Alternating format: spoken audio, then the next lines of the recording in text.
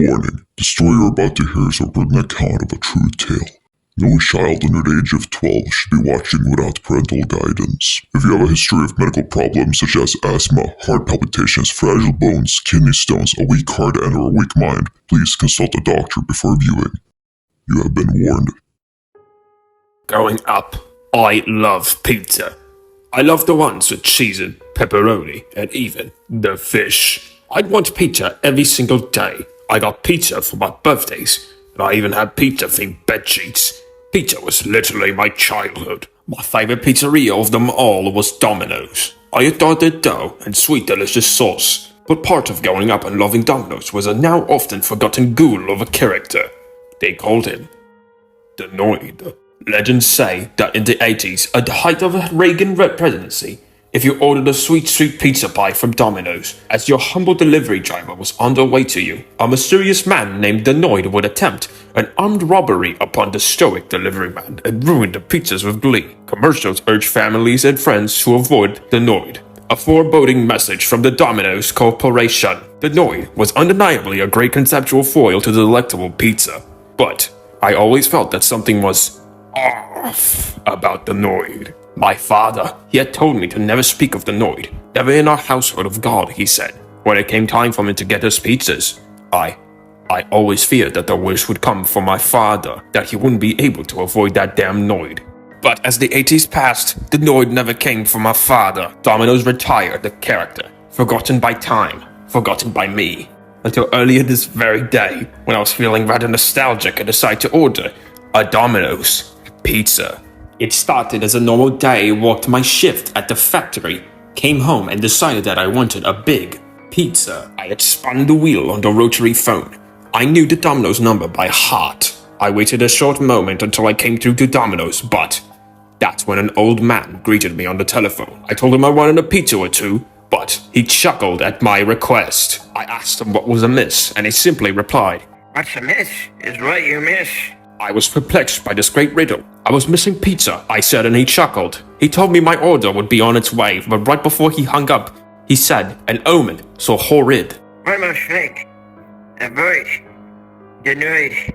Fear shot through my body. I grabbed my leg and clashed the phone real hard. I said, huh? But before I could even finish, my frightened exclaim, the old man had hung up. The ancient worker had made a simple joke. Still, I could not shake off the feeling that something was terribly wrong. 20 minutes had gone and gone. I spent those minutes watching the television. Simpsons, my yellow friends. That fear I felt on the phone slowly faded by each and every passing minute. But that's when the doorbell rang. I approached the door, unlocked it, and cautiously swung it slowly open. There on the porch was a box from Domino's. No delivery driver in sight. But that's when I realized I had never even told the old man my address. I carried the pizza into my abode and shut the door behind me. How had he known my address? What would be on my pizza? And the last question I was too afraid to even entertain. Did the driver successfully avoid the Noid? I put the foreboding box down on the counter and slowly lifted the white cardboard lid. Before I could even get a peek inside, my nostrils were met with an awful, terrible, rancid smell. A smell akin to when I finally summoned the courage to glance at the loot in the crate, it was undeniable. Red blood, that of a human being, was splattered inside. Had the old man on the phone played a cruel prank on me? This man must have been a psychopath with a heart of pure dark. I backed away from the pizza box with fright in my foot. But that's when I heard a familiar sound. It could not be. That would be absurd, right? But the Noid-ass laugh was undeniable. Sounded like it came from outside my frickin' house. I ran to my rotary phone. I had to call the authorities, but when I raised the phone, attached to the now-cut phone light was a severed human hand.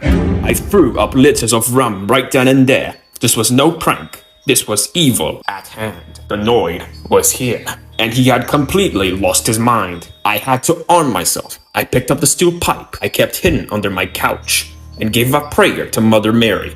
Please, Mother Mary, help me avoid the Noid. But deep within, I knew I could not avoid him. My soul knew I could not avoid the Noid. This would only end one way. I kill the Noid, or, heaven forbid, he punctures me and drains me of all my blood. I peeked out of my kitchen window into the night. The neighborhood was empty, silent, dark, and foreboding. The calm before the storm that the Noid would bring. I looked side to side, no thing but the cold night. That's when a giant white blood slammed into my window from outside. I jumped back in terror. Slowly, two twisted ears rose, followed by a face of rotting blood, soaked skin, wrinkled and crooked. Two unhinged and crazed eyes locked sight with mine. His wide, toothy yellow grin flashed at the sight of my fear. Pardon my language, but my God. The Noid was downright freaking unhinged. I screamed at the Noid. I screamed at him to leave me alone. Leave my humble home alone. But he simply pointed at me with a gloved finger. He pointed and laughed and laughed and laughed. His malice was too grand for my begging. He revealed his other gloved hand, wielding a sharpened blade, a knife that he would no doubt use to precisely cut me into 100 chunks of vile gore. He disappeared into the darkness outside once more, but I knew this tale of terror was only beginning. I ran around the room. I just did not know what to do. What did the Noid want from me? What was his motivation to stalk and torture and laugh and harass me? As I pondered the philosophy of the Noid, a paper slid in from under my front door. I picked up the tiny note. It was written in Comic Sans, red-colored text. Slight tilt to it, possibly italic. I carefully read the written words. It went something a little like this. I'll fucking kill you, man! I turned the paper around. He had drawn a picture of what was unmistakably my very own father, decapitated by a chainsaw. Was this a sick joke? The Noid was not even funny, simply disturbed. Why did he hate my lovely father? I tore the cruel paper in half out of pure rage. My head hurt with red. As the shredded pieces of the evil note fell to the ground, I heard that damned laugh. But not from outside, no. This time, it was right behind me. I swiftly turned to face him. The Noid, unlike the commercials, was not a small creature, but a tall man. A warped, fucking twisted man. His gaze ungodly, and wielding his bloody knife. I shouted at the Noid. What do you want from me? He laughed his hellbound laugh. I raised my steel pipe and took a step forward, the satanic figure. What do you want from me, you demon of the night? To my surprise, the Noid spoke. Whose blood do you think was inside that little box? I was confused. I had never even asked myself such a profound yet obvious question. Whose blood was it?